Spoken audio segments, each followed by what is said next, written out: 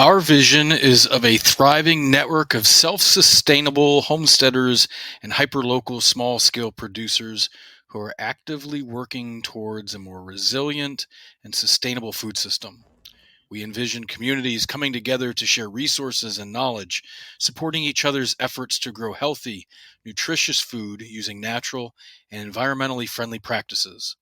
By empowering individuals and families to become producers of their own food, we strive to increase access to fresh, locally grown produce while reducing dependency on the handful of entities that control the distribution of the world's food. Welcome to Homestead Grown Live, the live stream and podcast home of the Homestead Grown community.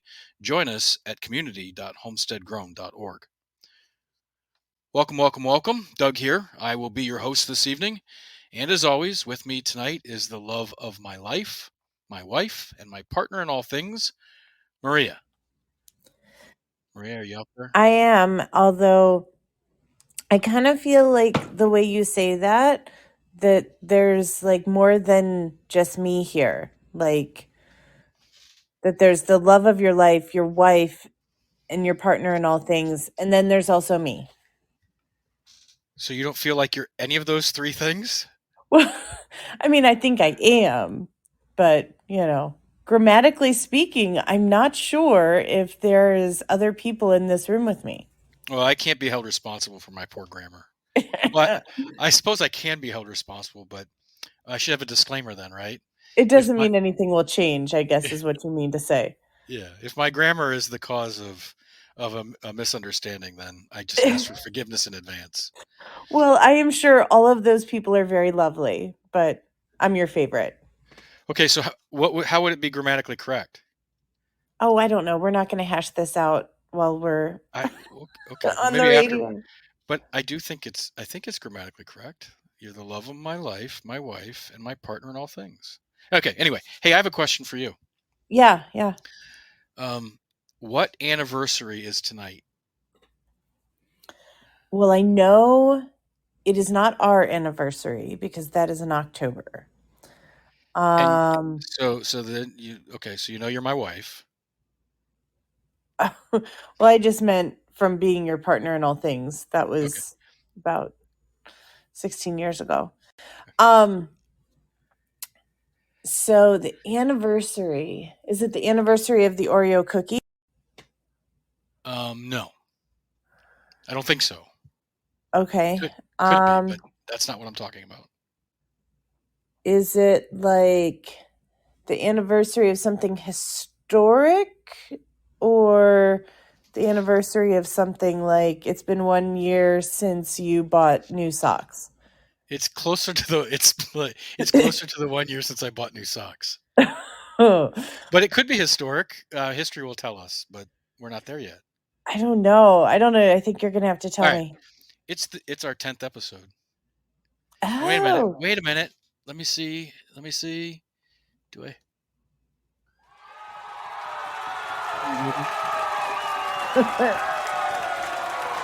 That's nice. Okay, good. That is Wow, really, crowd really that loved sounds that. amazing. All right. Yeah, it's the 10th episode. That's awesome. Are you going to buy new socks on our 20th episode? I might. That would be awesome. So, hey, we were at dinner tonight, and we were kind of chatting about things, and I thought maybe, do you want to tell the story? I was going to tell the story, but if you want to tell it, I think maybe it's better coming from you.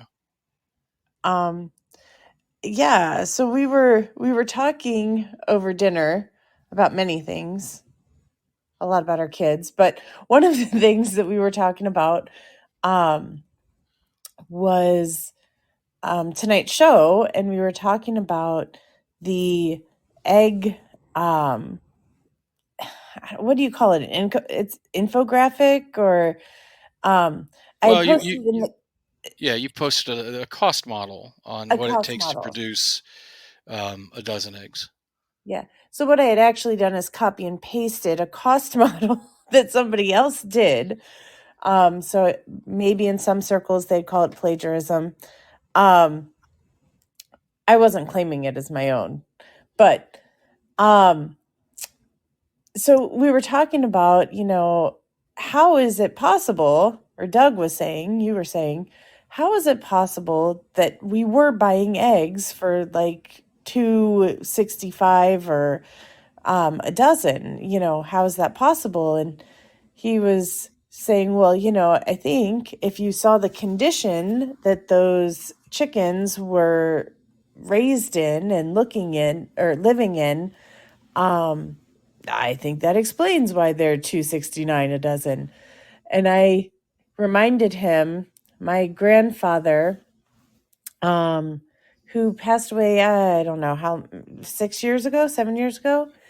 Um, he, as a young adult, worked at a chicken farm, a local chicken farm, not local as in small, but just a mega chicken farm that happened to be local. And his job was to like gather up handfuls of chickens by the necks and take them to be slaughtered.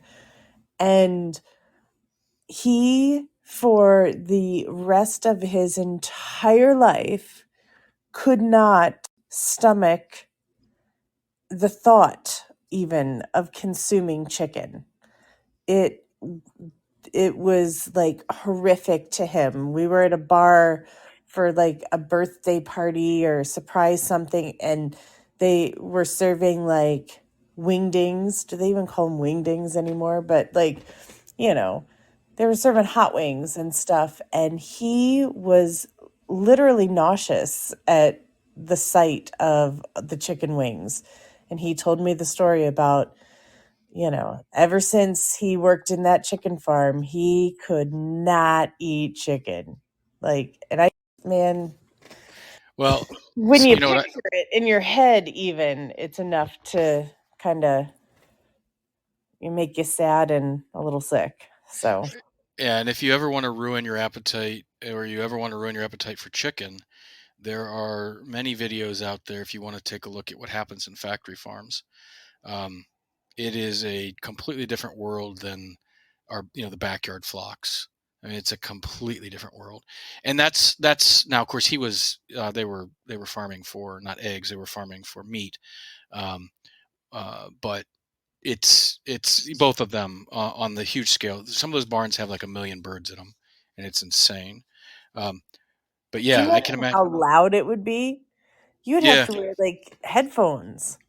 well, I think they do. I think they wear headphones, and they wear respirators, and they wear those paper like hazmat suits. No, they're That's not hazmat suits, but they're the the paper white jumpsuits. hazmat suits. Yeah, yep. Uh, Probably, and to keep themselves clean as well. But yeah, don't go out and watch those videos, by the way. I did watch one and I said I'm not gonna do that again because, well, I like yeah. chicken. And the way we've raised our chickens and the way we handle them is very, very different than that. And I suspect anyone who would listen to this show probably handles their chickens in a very different way, or similar to the way we do.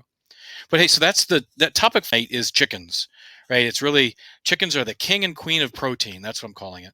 And that's our topic. But before we get into the meat of the topic, meat of the topic, um, a few things. First, I wanted to welcome the new founding members. So we had a few new folks join last week. So welcome to you all. And if you have any questions, feel free to reach, and I will be happy to answer as quickly as I can. Um, the thing I wanted to mention is that the free lifetime memberships to the community will be um, expiring, if you will, or whatever. How do you call that? We'll no longer have the open and free lifetime memberships, or the founders designation, if you will, after January 28th. So next Saturday is the last day. So if you know someone who would want to join, or if you're listening and you would like to join, January 28th of 2023 is the closing date for the founders memberships. And again, the founders memberships will give you all access past everything. Right now, there isn't a whole lot as the community is starting to be developed. But the flagship, if you will, of the community is really around the course called the Grow Model Food System, which is what this radio show is really based on, or at least the inspiration. Is from the Grow Model Food System, and the idea there is the ability to grow or source um, all of your own food. And we go into the details of what that means, how you source it, how you store it, how you preserve it, how you grow it, how you raise it, pretty much from A to Z, so that you can produce or source all of your own food. Um, okay. The next thing is, oh yeah, I want to say February 6th is the start of the first cohort for the Grow Model Food System course, which means um, we will uh, have our first opening module on February 6th. And uh, probably next week, I will give a little more details as to how to sign up to make sure that you are part of that cohort. But essentially, if you're in and you're a member of the Grow Model Foods, or if you're a member of the community now, you're in automatically. So if you start to participate in the first module on day one, great. If you jump on board just 2 days, 3 days later, that's fine too. We can get you everyone caught up because we'll have a pretty small numbers just to get us started. Okay, so the next thing is, and I posted this on Gab today, and I basically want to kind of read the post, but also talk a little bit about it, and then we'll get into our main topic. And the post was, please, please, please learn to grow and source your own food. Get to know your neighbors, spend more time in prayer and study, and get comfortable with for periods of time without electricity. And I'm not a big doom and gloom prepper type of guy, although there's probably lots of evidence that warrants it. But it's not normal for me to really talk too much about this sort of thing. But I'm going to. I'm going to because there's just too many signals, and I have some inside information that just makes it a little a little more concerning. And that is. We should prepare ourselves if you aren't already aware, but the economy is definitely signaling a move down, right? So probably within the next 6 months, we're going to see significantly more layoffs. We're going to see continue of inflation, or monetary policy is going to get really rocky, and so the the more we can be self-sufficient, the better. And by the way, that's always a good rule. So it's not just something that you should prepare for in a sense of when things are going to be tough, but it should be a lifestyle. That's my view, right? It doesn't mean that my view is right, but this is my opinion. But here's the thing that I'm seeing kind of coming together, and that is, we went through this craziness of COVID, and that woke a lot of people up. So a lot of people who previously thought that um, conspiracy theories and would call people like what I'm getting ready to talk about conspiracy nuts are less likely to call me a conspiracy nut and more likely to say, well, let me listen to what he has to say, or just downright already agree with me before I even get started. So we've got millions more people, not just in this country, but around the globe, who have awakened because of the craziness of the COVID. Um, and the forcing of the vaccines, and how divided people got, and how the governments um, tried to take as much emergency power and maintain that emergency power as they could. So, but because of that, there's a lot of people that are now awake. So things like talking about the World Economic Forum, the Bilderberg Group, Council on Foreign Relations, these things aren't as crazy as they once seemed. And again, in fact, I think for a lot of people, they're no longer crazy at all. And for people who were probably kind of on the fence, they feel like it's been confirmed. And then for people who are already in that camp, it becomes more of an awakening that it shame on us for having not been more vocal earlier. At least that's how I feel. So hence the reason I'm talking about it now. Um, but here's the thing I think happens because you have people who are starting to wake up, and the corruption, the level of corruption that we're seeing all over the globe, and the level of corruption that is almost it's being it's being leaked and it's becoming almost mainstream. And what started this was an article that Tucker Carlson, um, that Tucker Carlson, I think last night in his monologue or somewhere in his show, I didn't see it, but I read the article where he was talking about how President Nixon um, was pretty much set up in Watergate because Nixon knew that Kennedy was assassinated by the CIA. And all of this stuff kind of coming out now. A lot of people think that Tucker Carlson's way on the fringe as well, but he's closer to the center of mainstream than most, or than a lot. And the fact that he is coming out with this, I'm not saying that he's 100% correct, but for whatever reason, that information is being allowed to come out. It's been suppressed for so long before it's allowed to come out now. Now think about this: if you've got a group, a large millions of people who are already becoming suspect because of what they just experienced, and now you're throwing fuel on that fire, what's going to happen? Well, it's going to reach a point where it's going to boil over, right? Now, I would caution against letting it boil over because it seems to me that that boiling over is almost the intent. And the intent is, if you look at the World Economic Forum and how crazy some of that stuff is that they're talking about, the intent is truly to burn the system to the ground so you can build back better. And if you listen and read, actually take the time to read what they say and don't just take all the flowery language. Ask yourself, what does that really mean? And when you ask yourself what that really means, you see that that flowery language means that when they build back better, it doesn't necessarily involve your lifestyle. In fact, it is a very different life than all of us live. And Klaus Schwab himself says that. Everything's going to change. You'll own nothing, you'll have nothing, and you'll be happy. Well, if that's you and you want nothing, you don't want to own anything, you are okay with no private property, privacy, then maybe you embrace that. But the vast majority of Americans, and I would dare say that the vast majority of the world's population, does not want that. Do we want everyone to live happy and in peace? Absolutely. Do we believe that a handful of elites know how to execute that in such a way that everyone will truly live happily? No. No way. I don't trust a handful of anybody's. That was the beauty of our country and the ability for us to have freedom and for our government to protect us from government.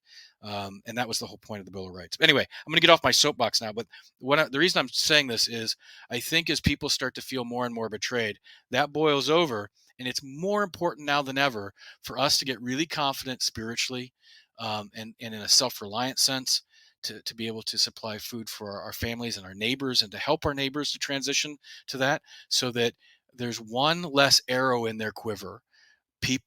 Desperate people do desperate things, and you get really desperate when you get hungry, and when your children are hungry.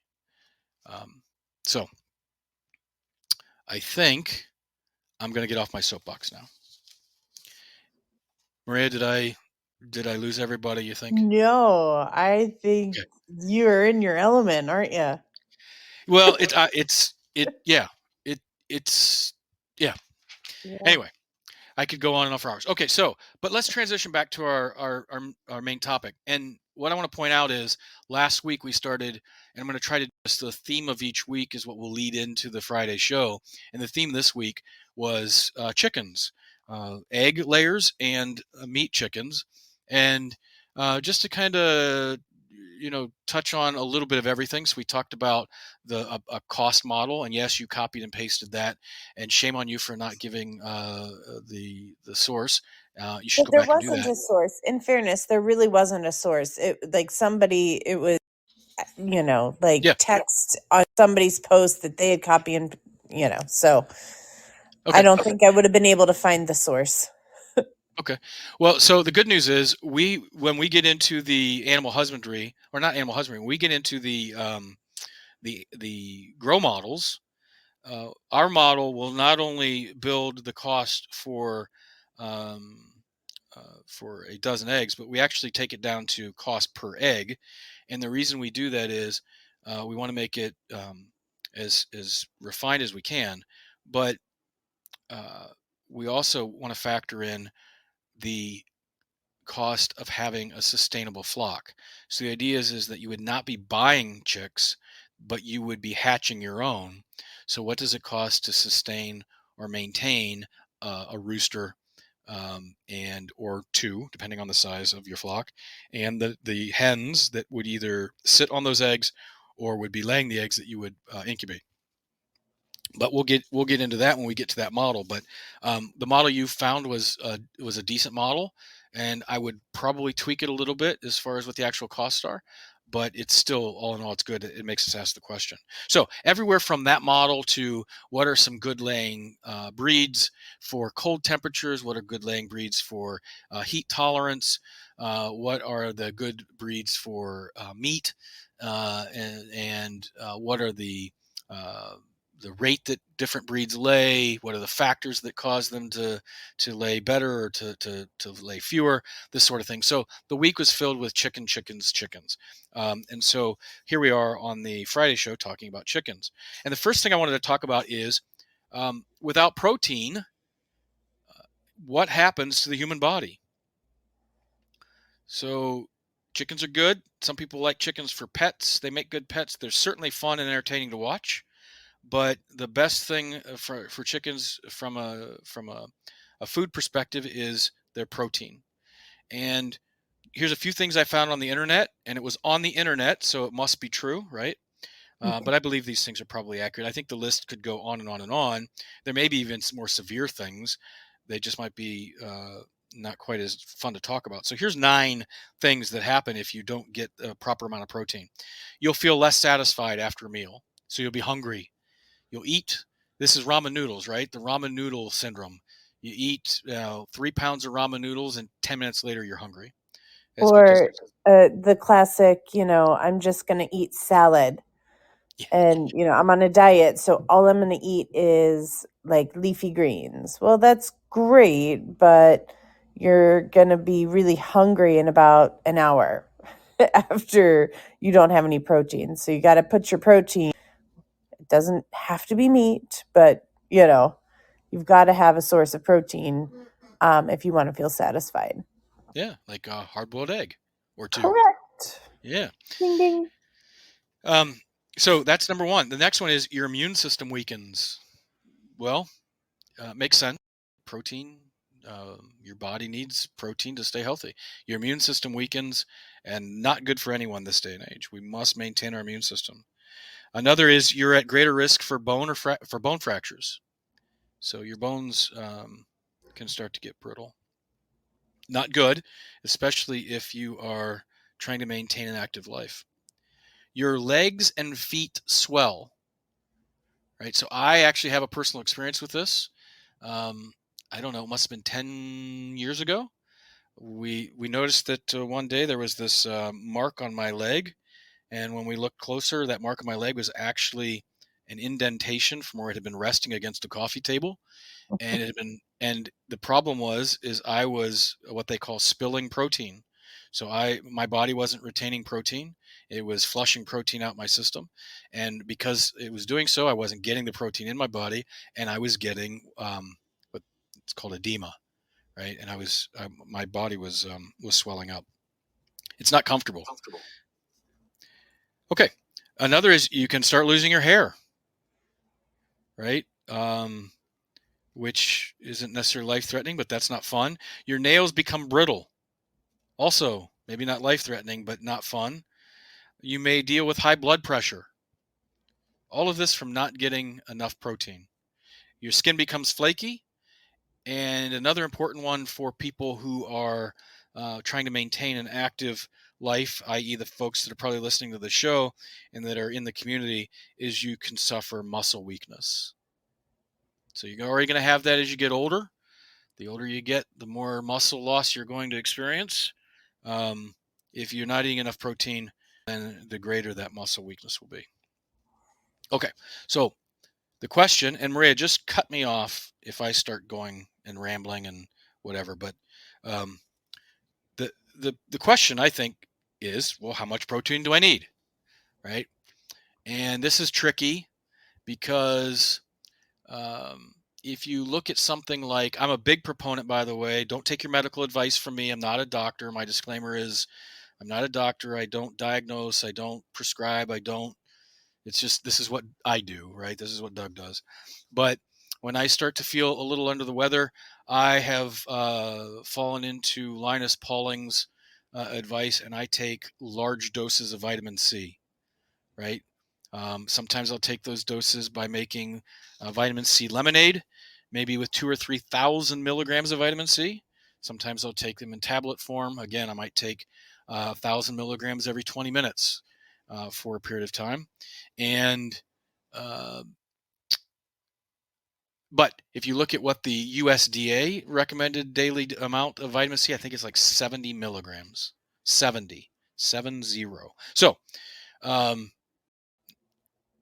this, you got to take this formula for what it's worth. This is coming from Harvard, and the Harvard is that you're basically, for the American average American, you need about 0.8 grams of protein per kilogram of body weight. It's probably more like double or triple that, but and now you can get too much protein, I believe, but unlike vitamin C, where, again, I'm not a doctor, but vitamin C will just flush it out of your body. But and it can flush it out in an uncomfortable way, by the way. So you don't want to, you can't just go crazy. But 0.8 grams of protein per kilogram of body weight. So let's take me. I weigh 182 pounds, or at least I did this morning. Your weight can fluctuate probably 5 to 8 pounds in a given day. I weighed anywhere from, well, it doesn't matter. Let's 182 pounds this morning. So divide that by 2.2, which is a kilogram, right? Means that I've got 82, I weigh 82 kilograms. Multiply that times zero point 0.8, which means I would need 66 grams of protein. Okay. Now, you can do that formula yourself for your weight. And I think the more active you are, the more you should increase that 0.8. So Right. it's It's really based.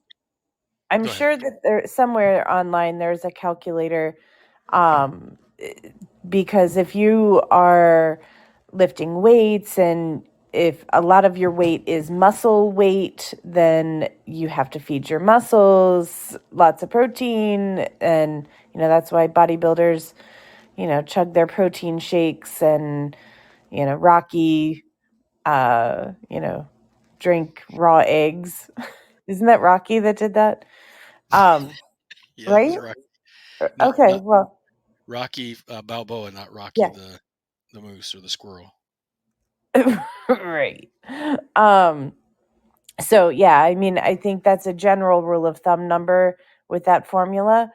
But if that doesn't necessarily mean that that's it, depending on your lifestyle and your activity levels. Yep. Yeah. So again, you're right. There's probably something that says what you should, you know, based on your activity level. I think it's also the number of calories you consume um, is really what drives the number of grams of protein. So if you're very active, you're working out, and you're consuming 2,500 or 3,000 calories a day, you're going to consume many more grams, or should consume more grams of protein Yeah, I than. think oftentimes they do it by percentage. So you take your total number of calories, and it's like 60% is supposed to be calories that come from protein or I think that's high, but yeah, you're I right. think it's like Well, 20, it 20 or depends. 30%. Yep. Yep. Okay. All right. So anyway, that's homework for you to do and figure out for yourself. But the idea here is that you can establish what your needed number of gr- grams of protein are. For me, because I'm not lifting weights, although um, I have periods of activity, periods of being sedentary. Um, let's just assume that I need 66 grams. Okay. So, question is, how much protein is in a homegrown egg? And I'm guessing most people who are listening to the show know the answer to that question. Um, but the answer to that question is, Maria, do you know? Only because it's on my cheat sheet. And the answer is 6 grams of protein, Doug? Is that the six. correct? Do I buzz in? You do. You have to ring in Boop, boop, faster boop, than. There you go. boop. 6 grams of protein. I Six leaned into my grams. microphone. Yeah. Mhm. So if you eat 2 eggs in the morning, that's going to give you 12 grams of protein, right? Um, Yep. Eggs are incredible. Now, I think you could find that that people argue that the homegrown egg is going to have more nutrition than the store bought egg, and I think there's no doubt that that's true. We have never had any of our eggs analyzed, but it's one of those things that I think I've always wanted to do, and I think we will do at some point in the not so distant future. How do you do that? You Do you send an take egg it in, somewhere? yeah, you send it into a lab, and I found the lab, and I think it costs like $150 or something to have it done. Yikes. But you don't have to do it all the time. It's Yeah. just something, and it's really one of those things that, again, if you're going to demand a higher price for something than what they get at the grocery store, then it's something that your customers may want to know. But we aren't growing or raising chickens at that scale any longer, so we never did do it. But you can do it. Okay, so moving away from eggs, let's talk about something you could do in that salad: a hard-boiled egg, or you just dice up some chicken breast and throw it in the salad, and now you've got your greasy leans and you've got your protein. So let's look at Wait, this. And hold on, hold on. Hold yep, on. You said griefy greasy leans. leans, leafy greens. You were going to slide right past that too. Well, I didn't even know I said it until you said something, and I'm like, I did say griefy leans. Yeah, it's been a long week. All right. And I was also going to say, I recommend that you cook that chicken before you cut up that chicken breast and throw it in your salad. You know, stick it in the oven, cook it. That's Before what you I'm saying. before you put it Yeah. in your griefy leans. Salmonella. It's a thing It is. on your Okay. griefy leans. So how Maria, how many grams of protein are in 4 ounces of chicken breast? Uh, is there some sort of music? Oh, Oh, hang she on, called hang on, hang on. greedy leans. Grief. I'm not gonna live that one down, am I? No, no. Oh, wait a minute. I got a sound for that. Okay. That's great. That is great. That's not that good. Okay, wait a minute. Here's your. That's not good either. But how many grams of protein in four ounces of chicken breast? I'm gonna use my buzzer and go boop boop boop boop. Leafy beans. Is it leafy beans, Doug? Yeah, Is that the no, correct answer? no. I'm sorry, it's not. It's 35. 35 grams of protein. 35 grams. Hey, that's a lot. So if we had 2 eggs for breakfast, right, and we had a 4 ounce piece of chicken breast for dinner, how many grams of protein did we have just from our chickens today? That's right, 47. 47 that went with our griefy leaves, or griefy greens, or whatever. Okay, now let's compare that. Right? You still there? Uh-oh. I have either. I can't type and laugh and um Oh, um everyone's making fun of me. Hey, so um, hard-boiled quail eggs are great too. Tasty little treats. Do we have? I wonder how many grams of protein are in a quail egg. I'll bet Mike knows. I bet he's boop going boop to boop tell us boop. shortly. All right. Well, while Mike is typing that in, um, let's compare it. So let's compare it to beef, right? So 4 ounces of beef. Actually, there's 29 grams of protein in 4 ounces of beef. So chicken wins. Chicken And wings. chicken wins. Chicken for the win. All right. Chicken So wings. pork. There's 31 grams for 4 ounces of pork. Now, how about salmon? I won't eat it. You won't eat it. I'm not a big salmon fan either. I want to be. I so desperately want to like salmon. I just don't. But 25 grams in salmon. So if you like salmon, there's a good amount of grams of protein in salmon. Here's one that I was shocked. 37 grams of protein in a rabbit, in 4 ounces of rabbit. Now, we will feature beef, pork, and rabbits in future episodes, and certainly will be covered in the Grow Model Food System in great detail. So we'll get into that a lot more in the training, and we'll also get that into the shows, and we'll have featured weeks for each one of those. But I thought rabbit was interesting at 37 grams. Okay. Oh, do you see that? No. A quail egg has 1 gram of protein. Ah. But a quail egg is significantly smaller, right? Yeah. Yeah. I don't know if Like it's one 6 times sixth the smaller. size? Huh. I Yeah. I wonder. don't know. That'd be a pretty tiny egg. It would be like a thimble. A fourth of the size. A Yeah, fourth. I would have to have like a 10 egg omelet. Yeah. Yeah. Well, That's that's neat. interesting. Yeah. And I'm sure that varies, but that's probably what the average is. Okay. So let's talk about what are the benefits of chicken.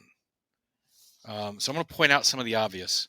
But if you've not been around chickens, or you never thought about keeping chickens, or you've only thought about chickens from the perspective of purchasing them at the grocery store, you might not know this information. So it's good to share. So a couple things I would say. They're small and they're easy to manage. Now we have cattle on our farm, and we have beef cattle. So we are a end-to-end um, operation. So we have cow calf, we have stocker, and we have finishers. So that means we maintain a herd sire, and we have a bull, and sometimes two bulls on the farm. And let me tell you, you have to be careful with big animals. In fact, Maria, your father last week um, got knocked down by an animal that he has spent plenty of time with, and it scared him, right? And the reason it scared him is when it happens so quick, and they're so strong that they don't realize what they're doing, and they're still, they're not tame, they're not, pet dogs, but you have to be careful with any size animal, especially cattle. And so, but chickens, they're small, they're easy to take care of. Not saying that roosters, and especially I was aggressive gonna roosters, say, if a can't be a rooster ran problem. after me, I might react similarly as a bull. You, you might, but the rooster could scratch you. The rooster could, could scare you, but the rooster isn't going to kill you. Um, Whereas a bull that gets, or a cow that gets spooked, could very easily uh, injure somebody. Anyway, And I have so to tell, can I tell one quick story? sure. I this was years and years ago, and we were just herding calves into the barn. So like little animals. And we were herding them in, and one of them kicked me. And they are fast. Like I didn't even see him move to kick me. But thankfully he was little and he just cracked me in the shins, so I had a nice colorful leg there for, a week or so. But man, even the little ones, they get you and they're Yeah, fast. yeah. You have to be careful. Yeah. Um, and we probably could tell a whole bunch of stories. I could tell you this. Remember Ken? Ken got kicked, and Oh it yeah. injured his leg pretty good. Anyway, um, so they're easy to manage. So chickens are very easy to manage. The only thing is you got to remember that everyone and everything likes chicken. I mean, everything likes chicken. Even chickens At like least everything chicken. likes to kill chicken. Yeah, it it's insane. So predators are your biggest concern. While the chickens themselves are easy to manage, it's difficult to keep them safe, especially if you are committed to true free range. It's just expect a lot of losses. The more that you employ things like chicken tractors, so they're constantly moving around a field and getting fresh pasture, the less likely they are to be taken by predators. but then you're not truly free ranging. So depending on where, and I'm no longer stuck on the true free ranging, because it just means that it's just a matter of weeks before your chickens are gone, because hawks, fox, coyotes, neighbor's dog, you name it, will Your own slowly, dog. your own dog will slowly take them down. Okay, the other thing is they reproduce easily. Chickens will hatch in about 21 days. So you have your broody birds sit on the egg for 21 days, or you put it in the incubator, and 21 days later you got a chick, almost like clockwork. And 21-day turnaround is pretty good, right? You're not talking about like a cow, you've got 9 months, but with a chicken, you've got 21 days. And if you're looking for meat from those birds, in heritage breeds, you're probably talking about another 12 to 14 weeks in order for them to reach a point where you could harvest them for meat. And for hybrid breeds like the Cornish cross, you're looking at 6 to 8 weeks. But again, if you're looking at a self-sustained flock, you cannot maintain the numbers yourself to truly have a good strain of Cornish cross in order to produce your own. So you then stick with heritage breeds, and they take a little bit longer to finish. Like I said, 12 to 14 weeks, 6 to 8 weeks. And in your layers, you're looking about 16 to 20 weeks before they start laying eggs. So 21 days plus the 16 to 20 weeks, or the 12 to 14 weeks before you're getting what you're looking for. It's still a pretty quick turnaround. So there's some of the benefits of why chickens are good for producing that protein. They produce more of it, other than rabbits, and they're very easy to maintain, and they're very quick to reproduce. So a really good source for the homesteader or for the grow model food system for production of protein. And they taste good. Okay, let's talk about eggs. Because when most people get backyard chickens, they're getting them for eggs. Most people don't like the idea of slaughtering their own birds, and there aren't too many places that you can go that will slaughter them for you. But you should learn. By the way, you should learn, because at some point your egg layers will need to be culled, and you're going to have to learn how to slaughter the bird. And it's not as bad as it may sound or seem. And as long as it's done in the right spirit, um, it's it, it's okay, right? It's anyone can do it. So, what are some of the factors that one can expect, or how many eggs can you expect each day? Well, I'm going to tell you some of the factors that go into that, because there's no real easy answer. Um, I will say that in my formulas, I use a 60% lay rate. I'm always conservative, which means I always err on the side that gives me the less, never the more. I would rather have 3 or 4 extra birds on the farm and have too many eggs. I could give them to my neighbor. I can do other things with them, or than to have too few and have to supplement my own eggs with store-bought eggs, or going to someone else to purchase eggs. So I use a formula of 60%. That's if I'm using an annualized figure. What I mean by that is, seasonally, chickens will lay more eggs during the spring and early summer than they will fall and winter. So if I'm only looking at seasonal, then I would look at a 75 to 80% lay rate, which means, well, you know what 75 to 80% means, but I generally just use the 60%. Now, if you find that you start off with that figure, and then you get the actual numbers in for that particular flock, and you track that diligently every day or every week, or however you want to do it, and you find out that you're actually getting 67%, then adjust your model, right? And now you can determine how many eggs you'll get. And you'll get, if you get 10 birds and you're laying at 70%, you'll get 7 eggs a day, right? But here's things that play into that. Age. Um, Obviously, a chicken that's 6 weeks old isn't going to lay an egg. So you're looking at 16 to 20 weeks. So at 16 weeks, you're probably not going to get eggs every day. You're going to get eggs every third day, or something like that. So age is a factor.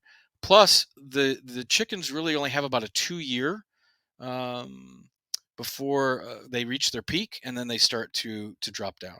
And this is where, depending on what your finances are and where you are in your um, maturity model of the grow model food system, you may keep some of those birds longer.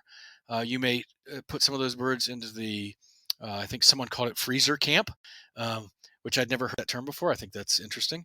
But where you go ahead and take your not too old birds, but your birds that are starting to decline in their production, and you put those into the freezer.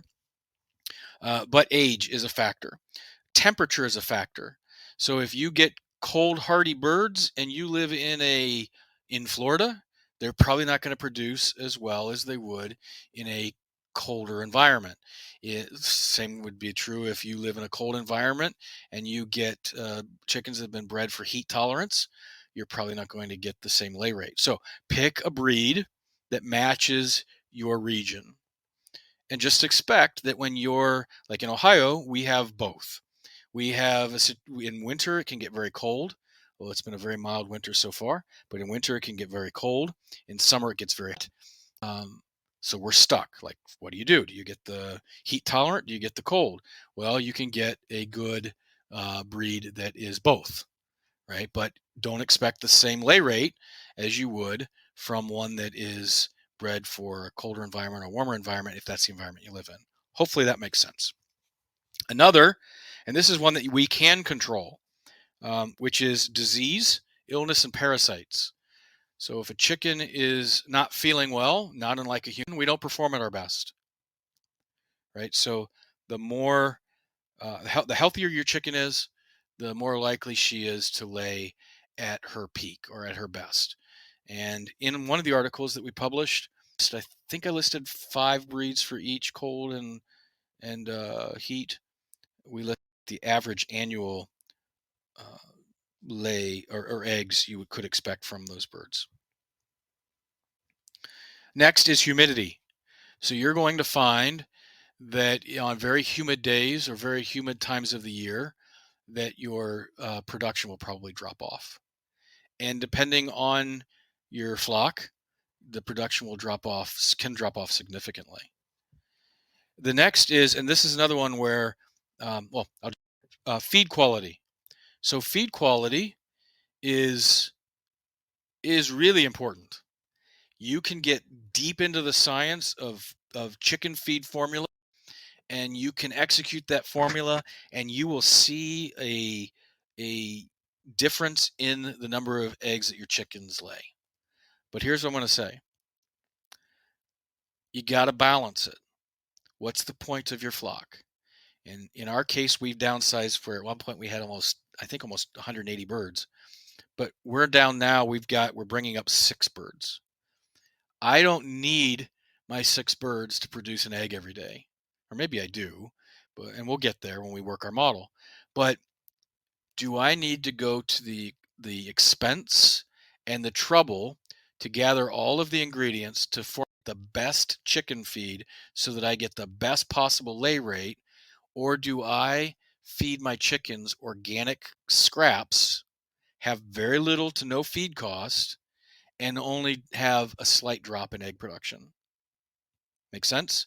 So in my case, probably don't need that. But if I am trying to produce for 4 or 5 other families, and I don't want to have 500 birds, but I want my 150 or 200 birds to produce at their peak, it's probably worth the while to invest in the feed. Okay. Daylight. Here's another one. How many hours of sunlight do you have? Chickens produce best with 14 to 16 hours of daylight. Well, there aren't a lot of days in the Ohio year where you have 14 to 16 days of daylight. So you're naturally not going to have them laying at their absolute peak, right? That's true of most places. Can I ask a question? Can you use lights in your chicken run or coop? So in the winter here in Ohio, have it on a timer so it 4:30 turns on and runs until 9 p.m.? Would something like that increase your egg production? Absolutely. It absolutely would, and it people do it all the time. Um, and especially in winter, you can run into times in winter where chickens will lay no eggs for weeks. And to solve that, you just put in your artificial lights. They should be full spectrum, so it mimics the sunlight that they would get and that they need. But yeah, you can do that. I'm kind of on the fence. I'm not really sure how I feel about it. There's a part of me that says, and I'm a hypocrite, I admit it, because I don't really have a full reason why I feel one way in one thing and the complete opposite way in another thing. But that is this: if chickens if chickens stop laying eggs because they don't have the sunlight, there's a reason God did that. And me creating the sunlight, it just doesn't feel right. Now, having said that, it doesn't mean that I won't change my mind on it.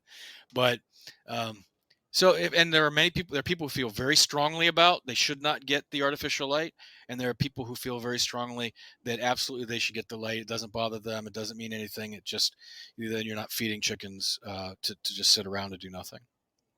Well, I think to those people, I would say maybe chickens have seasonal affective disorder too. That's probably why, so it's actually doing them a favor. It's lifting their spirits, giving them some sunshine, when it's otherwise dark in their world. Okay, that might. That's So there you that's go. chicken therapy by Yeah, Maria Dillon. there you go. All right. Okay, so another one, water. Uh, Chickens must have clean water at all times. All times. Um, One of the things that we're trying to get my son to do, who is our chicken keeper, and he is our hyper local economy chicken producer. So we're paying him to raise the chickens and to produce the eggs to feed the family. And one of the things I try to get across to him is they must have not just water, they must have clean water. And chickens are not the brightest campers. They will kick stuff into their water, they'll knock their water over, they and then they won't drink it because it's dirty, and then they'll suffer. And in the case of egg production, it will suffer if the chickens don't have enough water. And if they don't have enough water for an extended period of time, it becomes very detrimental to their health. So it opens them up to disease, and it opens them, it just all sorts of, it's kind of cascades or snowballs from there. So not only should they have water, it should be clean water. So what we try to get him to do is several times a day he goes and checks on them, and every time he checks on them he brings them new water. Especially in winter, as it gets cold, it can freeze. So bringing out new water 3 or 4 times a day means that they'll have water all the time. But water is important. Okay, and then last is broodiness.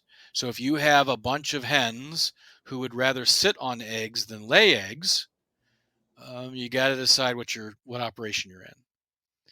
If you're in the operation of producing chicks, or maybe you should decide that you should be in the business of producing chicks and selling chicks rather than producing eggs, because broody chickens tend to not lay eggs at the same rate that non-broody chickens do. And by the way, broody means the hen is predisposed to want to sit on the eggs to keep them warm and to hatch them.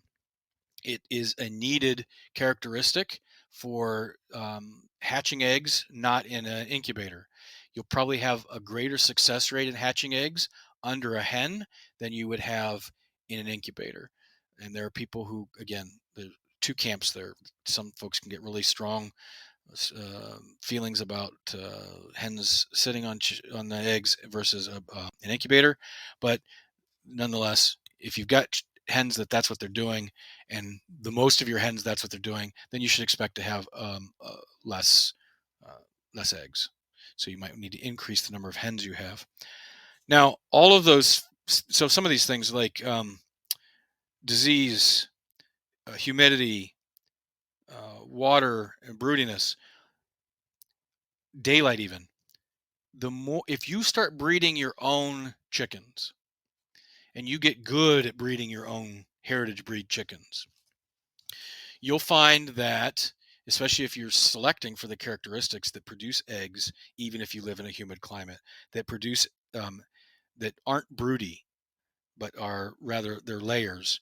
They can go periods without water or temperature extremes, or they're disease resistant. They're healthy. If you're breeding your own hens, then your flock will start to, you'll notice an improvement in your egg production. So there is a benefit um, to this, not just the cost savings necessarily, but there is a benefit in the production of your chickens if you breed them yourself. All right. Okay, we've got 9:55. So let's go into this egg cost model real quick, and then we'll close it out. So the model says that if you paid $3.57 or 50 cents per pullet chick, I think what we mean is per chicken. So this is your peep, like a day-old chicken, at $3.50. You're going to pay $24 for chick starter feed to feed that chicken for 7 months. I don't Again, I'd argue a little bit with this model, but we'll just go with it. And then you're going to pay another $2.50 for nutrient supplements. So that's a total of $30 for a chicken to 7 months old. So it gets you to a hen that's 7 months old. So it's 350 plus the 24 plus the 250 equals $30. Then 7 months on to 2 years, which is the prime laying for each hen, you're going to feed 2 pounds of chicken feed per week for 52 weeks for 2 years. So that's 52 times 2 is 104. 104 times 2 pounds is 208 pounds of feed. So we've already got our $30 for before this, and now we need 208 pounds of feed for the rest of this chickens or this hen's peak production. And if we are paying or if we have bags of 50 pounds each per bag, we're going to need 4.16 bags of feed for that bird. And at $21.80, which is a very good figure, that would be $90.69 worth of feed. So total, the $90.69 worth of feed for the hen's production life, plus the $30 for the hen's pre-production life, we're looking at $120.69. Now, let's pretend the chicken for 2 years produces 400 eggs, which is probably a good number. Again, the average depends on the breed. It depends on a lot of those factors that we talked about. Most of the breeds and the numbers that you'll see, 250 to 300 is a good number.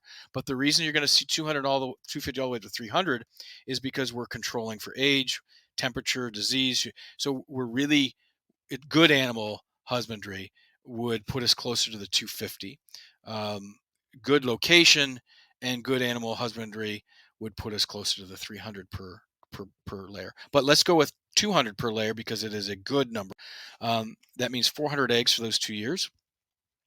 So $120.69 divided by 400 means that it costs us 30 cents, 30.17 cents per egg.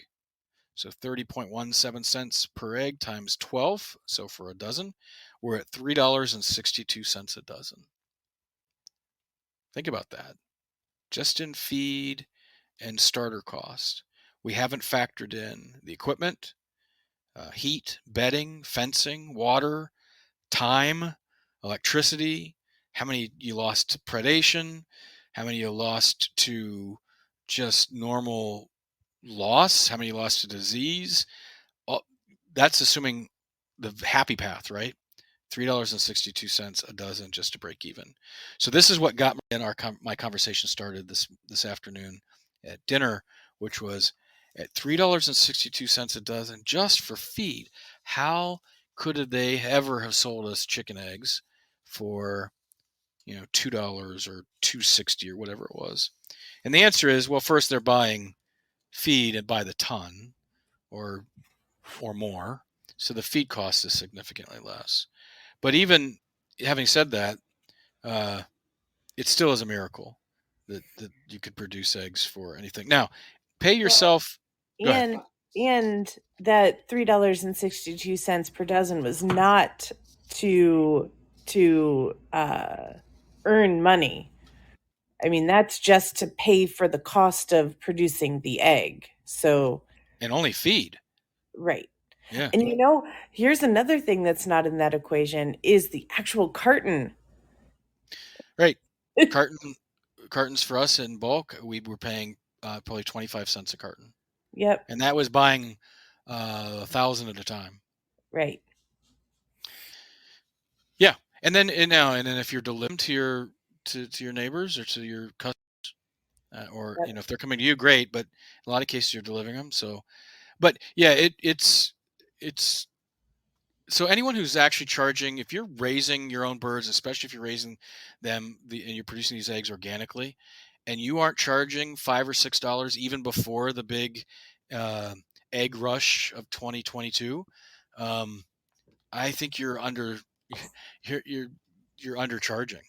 Uh, it's reasonable, and especially when you think about it, you're going to get 6 grams of protein for each one of those eggs, and the nutrition in the egg is superior to what they're going to get in the grocery store.